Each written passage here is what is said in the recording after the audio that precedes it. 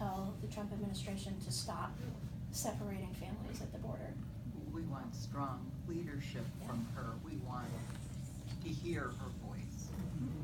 So I know she's put out, I remember seeing that she put out a tweet about it, but where it's if she can, make a phone call, write a letter to the president saying this needs to end. That's the first thing. Okay. The second thing, you mentioned that she called for an investigation. Could you tell us a little more about that?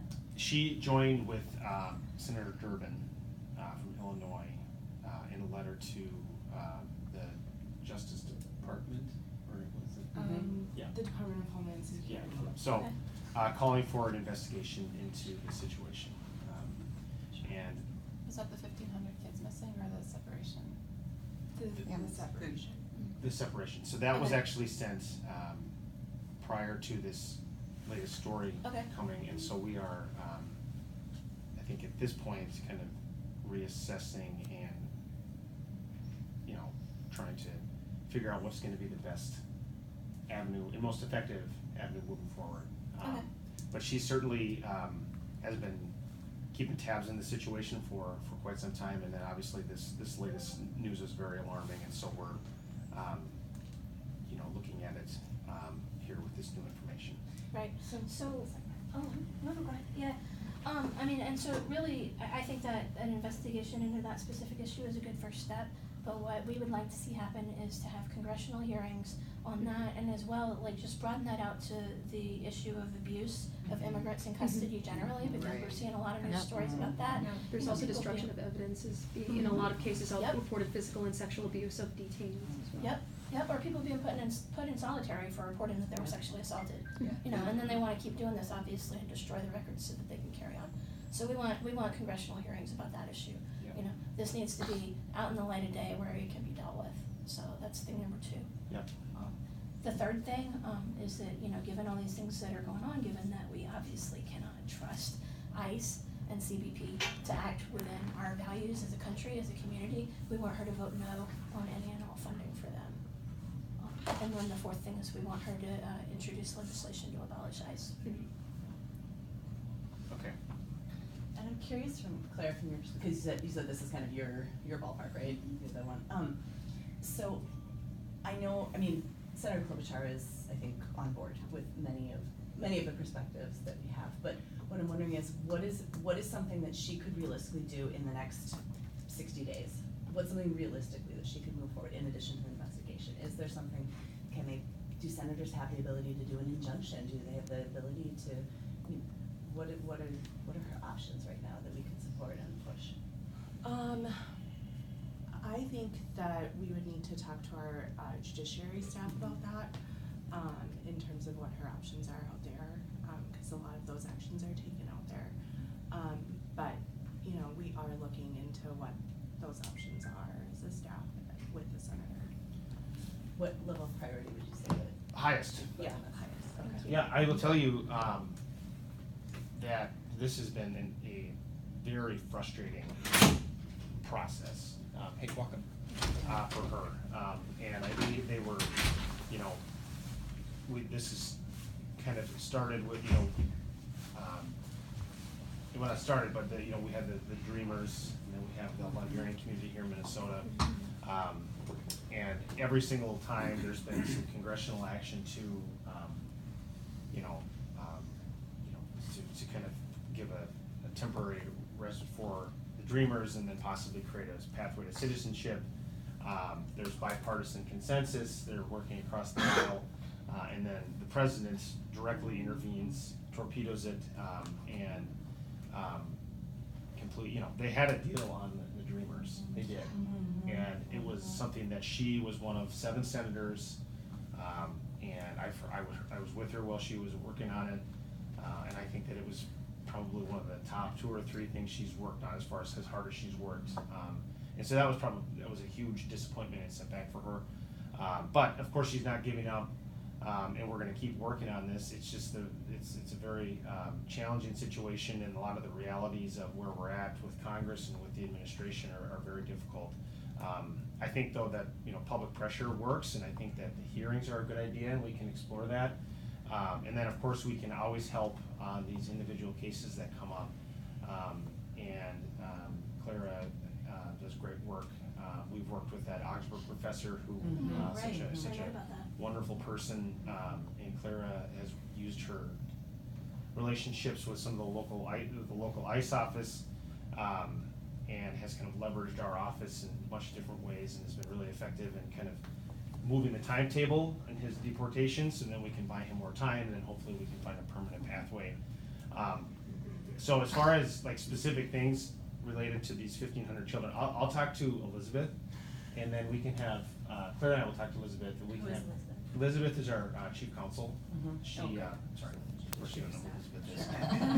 Dr. Jim, Bob, of course.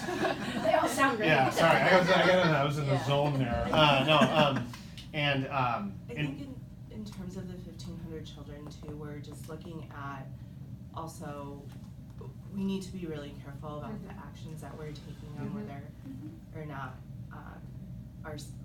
our actions could hurt Yes. or Right. harm families that are related to these children, and so we just have to be really careful about what we're gonna do about that specific issue. Right. These two issues are very separate, and it's really important to make sure that we're thinking of them as separate issues. I think the separation policy, because that's, I mean, if anyone does, I mean, some of the children are with family who are undocumented, Right. and Right. if there's too much investigation, it could have really bad repercussions. Exactly. But I think the separation of parents from children Right. is something that everyone across the board. Yeah, Right. and that's But- a totally different issue Yeah. that we just Yeah. need to make sure. Families are showing up at the border and then the children are being, Yeah. so they're showing up seeking asylum and then these children are being grabbed. And, you know, as US citizens, we have to be vocal, we have to be out here. I came here this morning and fell on the heaved sidewalk and I'm my goodness. glasses are all scraped, otherwise you can see my glasses. They're all scraped. I don't know who I talked to, the city of Minneapolis about the heaved sidewalk. You know, so anyway, I hurt, but it's that important that I didn't just say, well, I'm hurt, I'm gonna go somewhere. It's that important, this issue. This is serious. I heard Jeff Sessions talk on the radio on NPR yesterday, and I was horrified. Right. He's about his statements, you know, about separating children. Oh, they'll think twice or whatever Right, his I know, thing. it's terrible. You know, and I was like, oh my gosh, and we're all pretty much white looking sort of in this room, but not everybody, but I'm saying that there is a history here that goes back to separating black children from their parents. And hearing it out of a southern segregationist's mouth about separating children horrified me. Not right. We are reversing history here. Yeah. We're going back to some of the most egregious things that have happened, not only here, but back, we can even go as far back as Germany. This is the pattern, it's there. And what they're doing is against the law. We know the ACLU is going, but this is dragging on. In the meantime, they continue to do these things.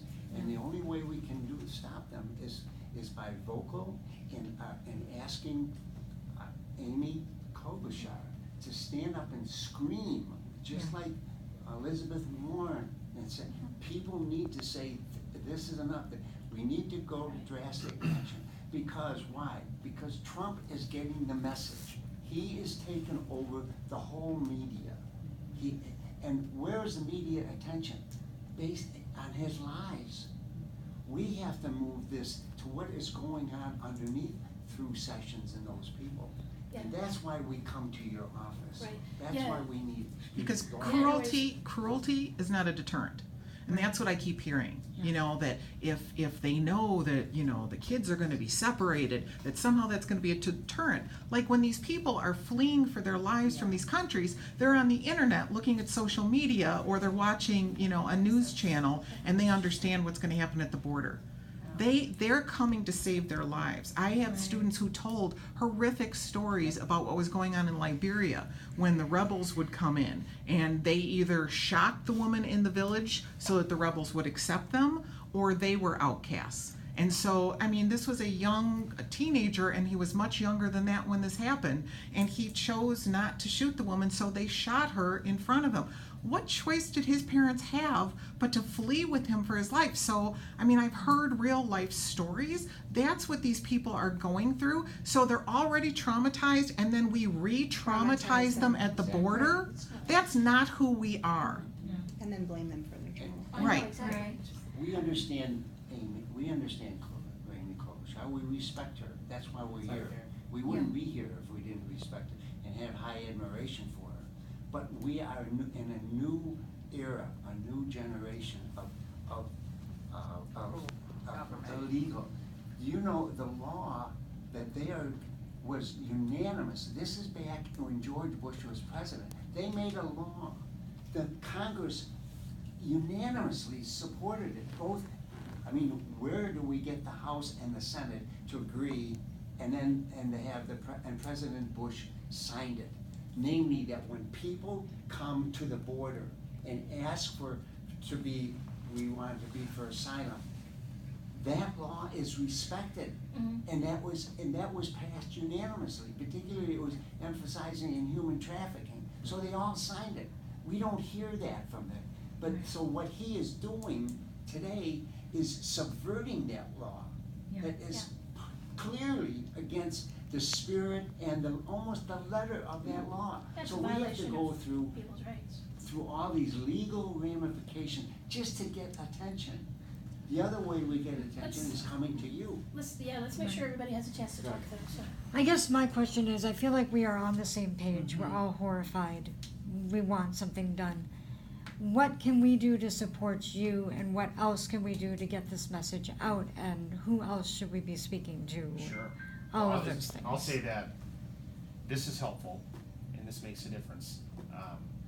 And through this whole ongoing immigration debate, especially in the last, since the start of 2017, we've really appreciated working with advocates and folks who are directly impacted, because that's where we get stories, which I think are the most compelling, and of course the most inspiring for Senator Klobachar, and a source that fuels her to work hard and drives her to do that. And so I would encourage you all to stay in contact, send Claire and I information.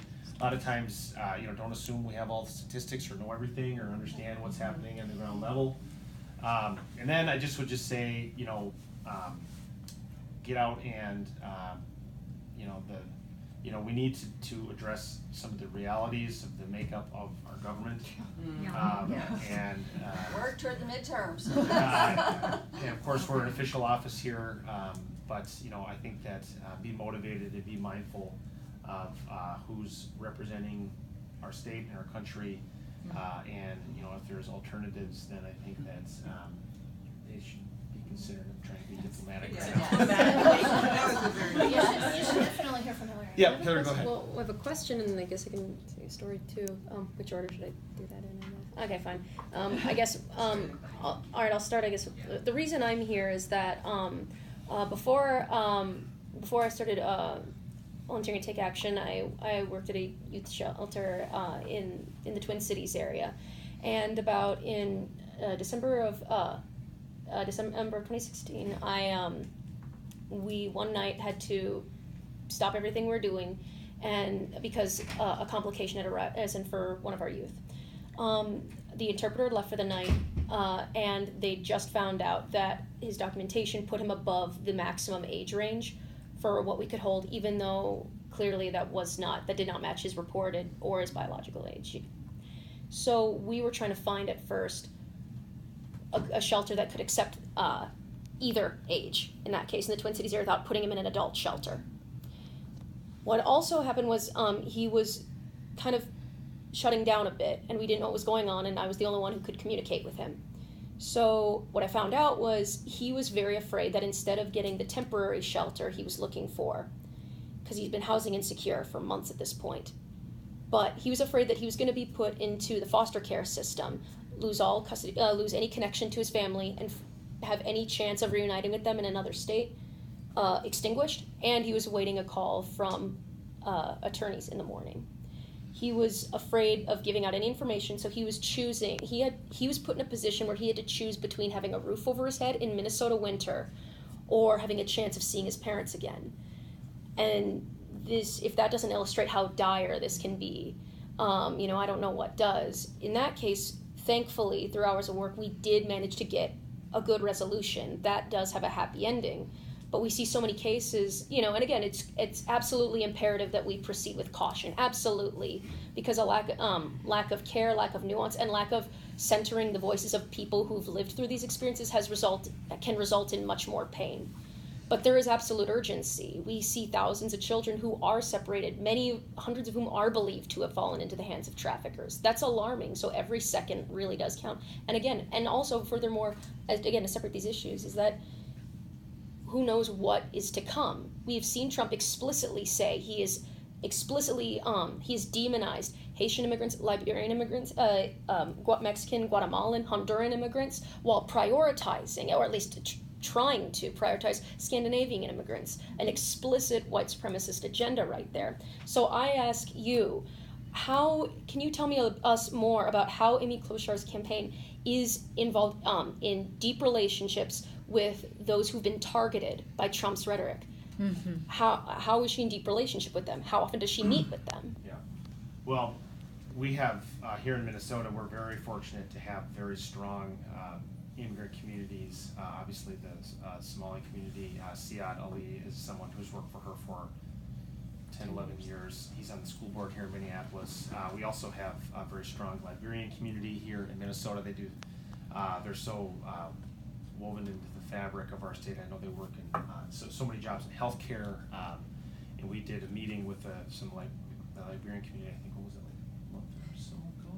A couple months ago. And Yeah. you met with the Cambodian community, like the Cambodian 8, the Yes. people? Yes. okay? Yeah. And we worked on those cases as well. Yeah. Cause I have been at those hearings. Yep, and so she's very connected with these communities, and of course our offices, Clara is an enormous resource for these individual cases that come up.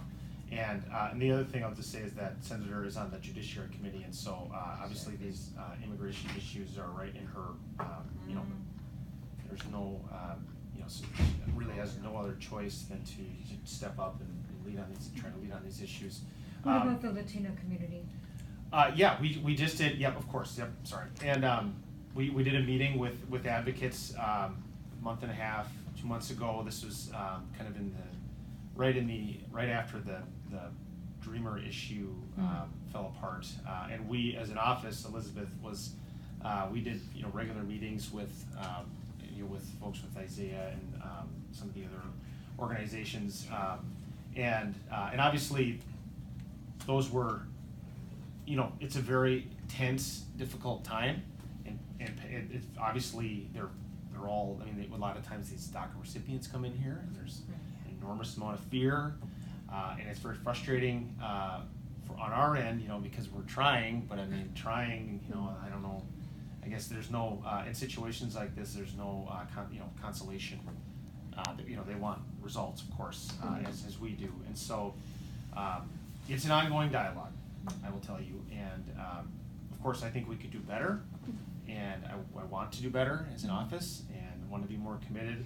I know Clara has really stepped up her efforts in outreach, and so if that's maybe an area, if you have any ideas on how we can strengthen our relationships, I'm all ears. Are you planning to meet with, are you planning to increase especially considering pressure has amped up on this, is there going to be an uptick in the number of meetings with community leaders, attending rallies where people are asking for representatives like Klobachar to be there? Is there going to be an uptick in that? I think that anytime we're invited, she'd love, if we can make it work, we'll try to make it work.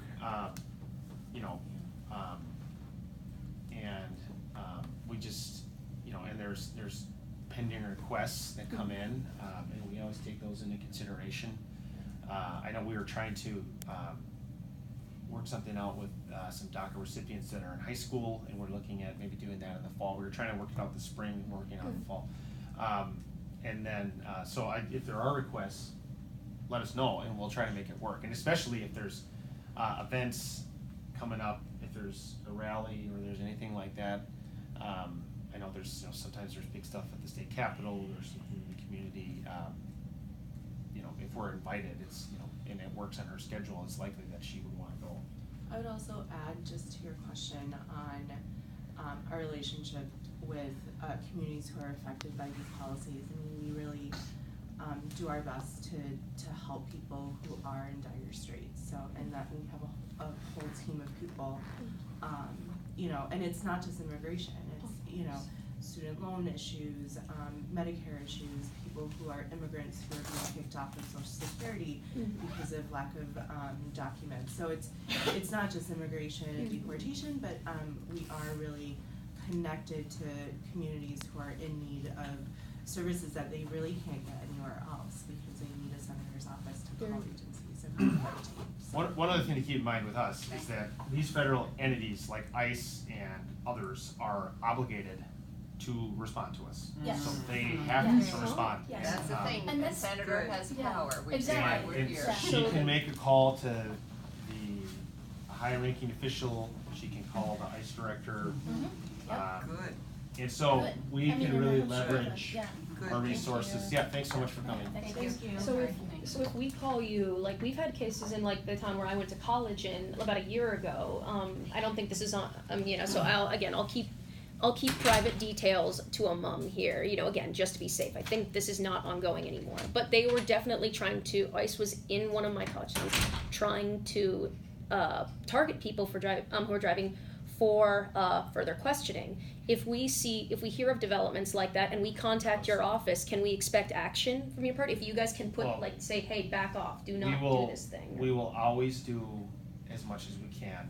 A lot of times, these are legal proceedings, and so we're a little bit limited in when and how we can intervene.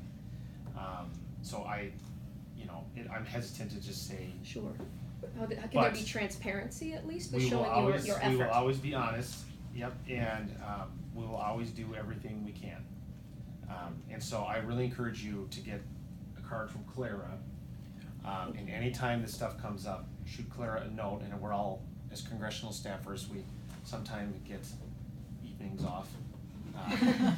No, but, so we're just weekends, whatever, we're all over it, so yep. So it is my concern, so I was at a rally at Bishop Whipple Center for the professor from Augsburg, and that was a wonderful thing, and Yep. I'm not unsupportive of him. But the Mayor Fry was there, Mayor of Minneapolis, and whoever else was there. My problem is, you don't just pick out the professor, the one person, and you're there for him, thank you Amy for that, and then the rest of these people, all these, I have met honorable other people who have been in ICE court, and I haven't heard that the mayor of anybody place was there, or that Senator Klobachar was there for them. And that's what I want to hear, because what I don't like to hear is the good person that's gotten in the clutches of ICE Right. and the bad people, The winners. And that's what I think is really serious, and That's you need Trump's to. message too, that there's Yeah, bad and that needs Well, to and be. I'd love to respond to that because I wouldn't be doing this for 10 years if we were choosing which cases we were going to be working on. Anyone who calls our office deserves help and deserves to be treated with dignity and respect. And so, that's just not an issue around here. Like, we just wouldn't be doing the work. Yeah. And And I- so and I think, Thank you for saying That's what makes the press. I think that that's the story that's the press wants to tell, and that's why it kind of gets the attention. But I know Claire, there's just been dozens of these cases that we're all working on, these deportation cases. Well, and I'm sure they you have don't to keep get- confidentiality on a lot of those for Yeah, and people's they don't protection, get, so. they don't get the attention, from the media, but they certainly get attention from our office. I know Yeah. Okay. Senator Klobuchar has Thank you directly for intervened in these things, clarifying. but I do think you make a very, very good point. Yeah. And that's also on us to ask you guys to get involved. Yes. Exactly, that's why we're here. So we're here obviously because we're concerned, you're concerned. What advice would you give us? What can we do to keep the pressure on? I mean, you organized this and so there was some media and that helps, but what else can we do to help keep pressure on so that then things can move forward a little? Well, I think an open dialogue with our office is very important. And I think that it's a two-way street. We can give you information, you can give us information. I'll also say, I think these, I think these personal stories and these kind of egregious things that you've been talking about, this kind of violation of not just the laws, but really I think the spirit of our country. And I think that's the only way to with the darkness that this is people need to shine a light on it, and I just wouldn't, and again, as I said, don't assume we know that all of this is happening and that we have the statistics. And so I think as advocates, you're working directly with people who are affected, tell us when they're in trouble, and then also do everything you can to kind of give volume to these stories. And so I think any reasonable person will hear about this and think it's completely outrageous. Right. But Oh, I just want to. I think I would like Amy to come out and speak on moral terms. Yes. Yeah, exactly. Because there is a legal argument against this too, but there's also a legal argument for ICE. And I think this is not really a legal question, it's a moral question. Yeah. I agree. Yeah. It's a violation of our values. And ICE there is, I believe that ICE is a euphemism for ethnic cleansing and Gestapo. Right. And Yes. that connection, I think, needs to be made. Yeah. If Amy can do that, because ICE really is the enemy. I work for a group home, and we have to have a policy for if ICE comes to our group homes. I work with clients that have severe and persistent mental illness, which means that they have mental illness to a level that it's a disability, and they have SSI, and it's persistent, which means their prognosis is to always be disabled by it. And ICE wants to deport some of our clients. And what do they think is going to happen to a client that gets deported to Iraq who has severe and persistent mental illness? He can't work. He can't take care of himself.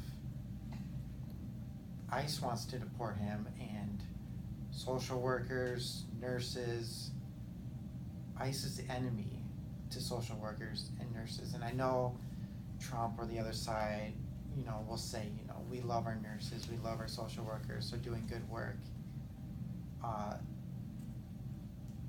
Because everyone agrees, yeah, we do good work, but the connection needs to be made that ICE is the enemy. Yes.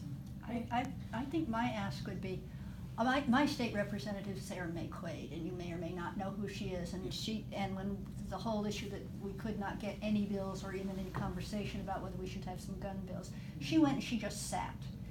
And essentially we're doing as close as we can to that right now, showing up here and being here.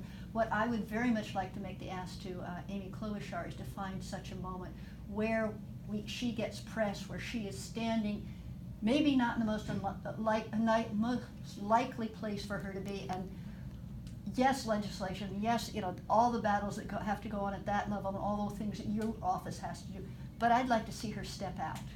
I would very much like to see her do that thing, and I don't know what that thing for her would be, but also because this is not getting out in the press the way we would like it to, and so yes, I would like her, and maybe find some fellow Democrats who can feel that they can stand in a place they are not expected to stand and make their case known. Could she coordinate a trip to the detention centers on the border where this is happening? That would be wonderful. Invite fellow That would we'll senators go. and I think that. But more than just a photo op. No, but go and make a public Yeah. statement, but in the idea of being And in again, a different be in place. deeper Yep. ways, draw attention, talk to the people. person of power, Right. or choose to do something. Yes. You have a position, she is in a position to. And they have to respond to shine it the because- spotlight. Because the deal is, Trump when we can't try- control the media anymore. We have to put our message out there Yes, loud but and when clear. we try Yes. to get into the detention centers, we get shut out. They won't let the public in. Try to visit Sheboygan County, we can't get in. Try to visit the detention centers here, there's absolutely zero transparency. There's and which is a whole separate conversation, which we'll be coming back about. Right. There's a ton of horrifying things happening in our detention centers. We can't get in there. Yep. But she and She other can. senators and Yep. Congress members can. They Yeah. have to give them And if we, transparency. and if we if just there's- keep if talking, there's oh, sorry, go ahead. Yeah, no, I just wanna say if there's a takeaway from today, like, I mean, this is an urgent enough situation that we all came here, right? You know, we could've called on the phone, we could've sent you guys an email. Sure. Done but that too. We are here, right, yeah, we're doing that too, but like, we are here today, we took the time to like, you know, be in front of cameras and to talk to you because, I mean, this is urgent. I mean, and it's like what Jordan and Hillary were saying, right? I mean, you know, we've got basically, you know, ICE is basically a white supremacist, you know, organization that's running rampant, you know, and abusing people, and it cannot be allowed to continue. Like, this is an emergency situation, basically. So it calls for really some emergency actions, right? Yes. And some of the people that have made phone calls, like I talked to somebody who had talked to a different member of Congress, but a DFL member of Congress, who said, well, what do you want me to do? And like, to me, that kind of response is like inadequate to the point of being offensive. Because, you know, you guys have this power, like we're just people, right? You know, we show up and, you know, we take our time and like we put our necks out there, right? But when the people with that much power are you know, sitting on their hands, it's not okay. And I'm not saying that's what Amy's doing, but I am saying that she could be doing a lot more right now, and I think really needs to be. Yeah, we'd like to, Thank you. we'd like to empower Amy to use her power. Yes, Yeah, and- and to make it, and to make a visual statement, Yeah, because which not as you should have. and if we keep talking about this again through the realm of like what's legal, what's not, and something like that, or what's like if we try and just appeal to logos the whole time, we will not win anybody. I have tried that argument in the past when I was a lot more naive. Like again, I have had multiple experiences where I tried on like the issue of Guantanamo Bay, for example, because again appealing to logos. Oh, it violates this treaty. It violates this treaty. It's Right. this. That did not convince a single person in a room of 30 people. Right. I failed because of that. Right. Do not make the same mistakes I used to make. Capture these people deserve to be humanized. Right. And again, she needs to be in deep relationship, and I'm glad that that's happening, and I hope that we demand that it continues. And my last question is, I guess for me, is you know, you mentioned again there are other issues. You're right, because we can't have tunnel vision. You know, there's other issues like with healthcare and other areas that need to be addressed. What other areas does Klobachar see her campaign taking that, again, kind of balances these other issues that still prioritize and center immigrant voices, particularly undocumented immigrant voices? Well, yeah, I mean, there's all sorts of kind of runs the gamut on issues. I just, you know, one thing that just pops in my head, and I can think of more if this isn't what you're getting at, but you know, that one of the, you know, she goes to all 87 counties every year, which is a lot of work.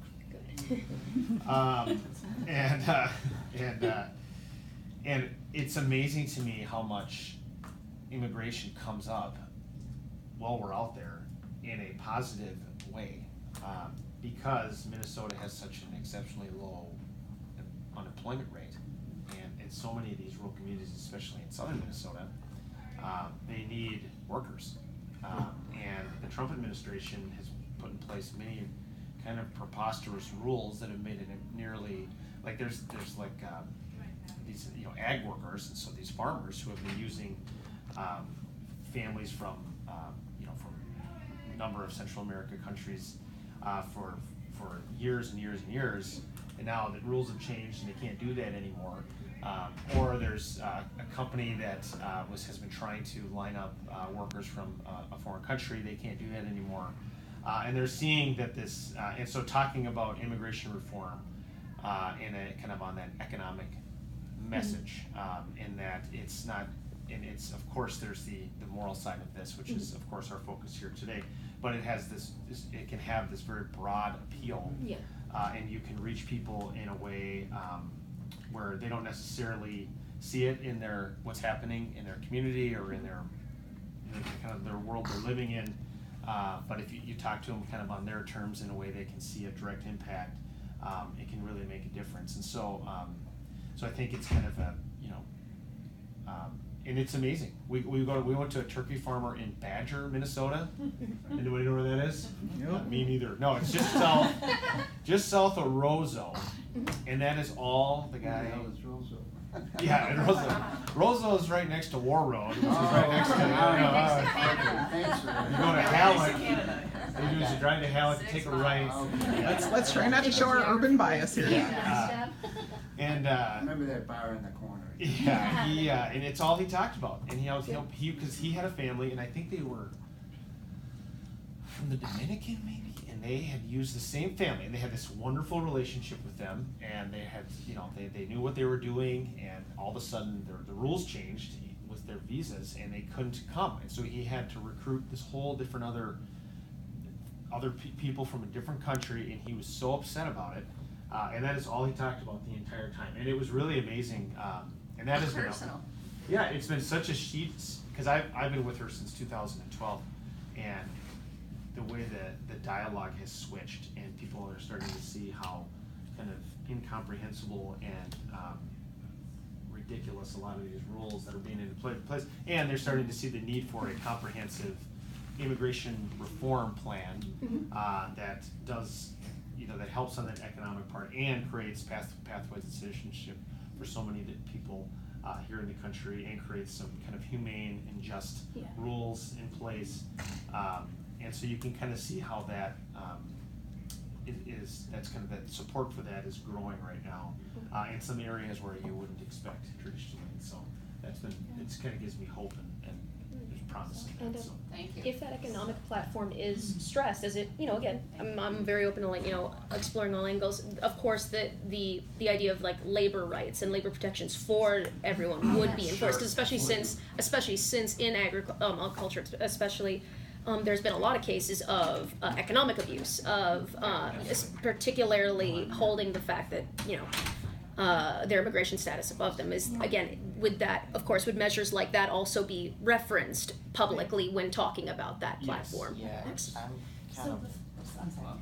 I was just gonna say I'm kind of nervous about the talking about the economics, because I'm wondering how many people that hire immigrants do it because they're cheaper. Yeah, they're cheap. Well, because there's just so these manufacturing jobs in a lot of these communities. We were in AGCO, which is this great manufacturer in Jackson, Minnesota, and their number one problem is the unemployment rate, and there's no workers. And these are good jobs.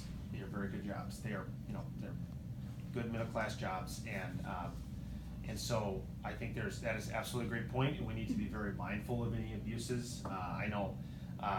Immigrant workers are often subjected to awful abuses. The senator has I know oftentimes it's sexual assaults, and there's threats against them to if they come forward they're going to get deported. And No right to assembly. she has legislation to address that. But the other time, I don't remember the statistics, but of all of our Nobel laureates that have come from America, there's such a high percentage of them that are immigrants, and so. And we're really, and I think that our CEOs in our country, there's a very high rate. I can't remember the statistics, but so we're also blocking, innovation, and we're blocking. We're not making, America isn't fully, being everything it can be when we're having this kind of tribalistic attitude where we're blocking people who want to come here and do great things when we have this type of attitude. So. Well, it's more than a dog whistle when he called it America First, because that goes back to Nazi Germany. I have to leave. I'm sorry, because I have to go to work. I apologize, but I want to bring us back to what we came in here for, because I want to make sure before we leave that we're clear about what's going to happen and how we'll find out what the result is. I hear you need to talk with Elizabeth, right, the judicial director, and also obviously with Senator Klobachar, right, and to see what she'd be willing to do. How would you be willing to report back? Yeah, I got a great idea. Why don't we could do we'll talk to Elizabeth, and I won't just talk to Elizabeth, I'll talk to Senator Klobachar. And maybe we can reconnect, and I don't know if doing a meeting is necessary. We could do a phone call Okay. like a conference call. That's an awesome idea. And we could set something up and maybe we can, you know, dive into more specifics and Yeah. That'd be Can fantastic. you Do you want us to work- send around a can you contact sheet? work- Would that be? This was our media advisory, Yeah, can you but it work does with her? state the, basically the requests that we made that I told you. Yep.